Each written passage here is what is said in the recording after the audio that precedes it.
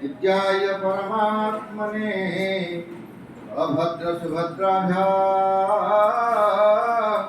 श्री जगन्नाथाय ते नमः। पिलामाने आज जगन्नाथ महाप्रभुंकर जगन्नाथ बलभद्र माँ सुभद्रा आज बड़दाण्डे विद्यमान अछंती।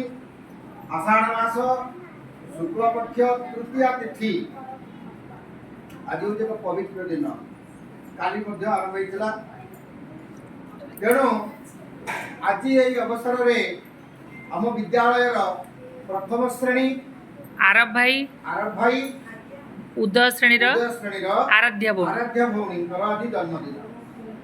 यही जन्मदिन भगवान दीर्घायु करंतु भविष्य उज्जवल हो आम यही आशा और आकांक्षा रखी भगवान जगन्नाथ निकट में आम प्रार्थना करवा उत्तरोत्तर उन्नति हो। आम समस्ते शुभेच्छा कहवा जन्मदिन शुभकामना कहे समस्ते।